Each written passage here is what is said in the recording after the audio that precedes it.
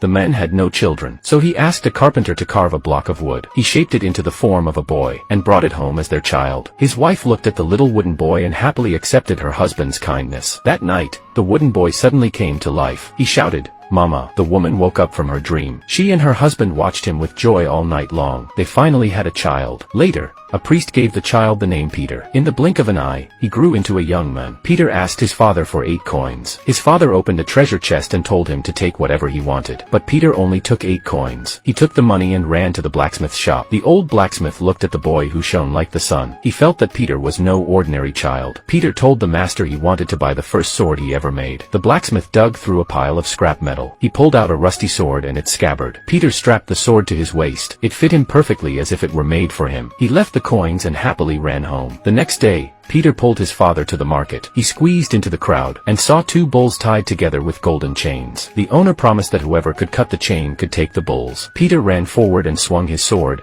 slicing it instantly. The sound of the sword striking the gold echoed across 12 surrounding countries. The 2 bulls swung their tails and ran into the barn. The owner came forward and told Peter that his bulls only ate fire coals. Peter kept that in mind. He returned to the barn and burned 12 logs. Just as the coals were about to char, he poured them into a bucket. The 2 bulls quickly ate up the fire coals. Then one bull walked toward the setting sun. The other headed toward the rising sun. Later, Peter called his father. He tapped the left corner of the door with his finger. Suddenly, a flower pot on the wall started pouring red wine. From the right corner flowed brandy. He had even prepared a table. He told his father that anyone passing by their home could stop and enjoy the drinks. Then Peter added, "If one day you see a plow cart stop at the door, and the millstone jumps on the cart by itself, and the red wine turns into water, and the brandy turns into bright red blood, that means I am dead. If you want to find me, sit on the plow cart. Only it knows where I am." 12 days later, Peter said he was going to travel to other countries. So Peter set off. He passed through 11 countries and arrived at the castle of the 12th king. Peter hoped the king would let him work as a carpenter, as long as he was given food and drink. The old king agreed and was very pleased with his work. During that time, the king's daughter fell in love with the capable Peter. She asked her father to approve their marriage. The king also thought Peter was a good man, so he gave them his blessing. But not long after, the king received a letter. He cried his eyes out, because the letter demanded he gather troops for war. When Peter found out, he told his majesty not to worry. He would defeat the enemy like tearing up paper. So Peter went alone with his sword in hand, and killed a huge number of soldiers in front of him. But at the last moment, he slipped by accident. The enemy took the chance to kill him and buried him underground. Early the next morning, a plow cart arrived at Peter's home. The millstone jumped onto it by itself. The red wine turned into water. The brandy turned into blood. His father never thought that day would truly come. He immediately got on the cart to search for his son. At that moment, 2 divine beasts descended from the sky. The ground trembled and cracked. The 2 bulls began to dig non-stop. Finally, they uncovered Peter. By then, his head was separated from his body and he had no sign of life. The 2 bulls pieced his body together with their horns, then breathed his soul back into him. Peter woke up from his deep sleep and returned to the castle. At last, the king gathered all his ministers and passed the throne to the brave Peter.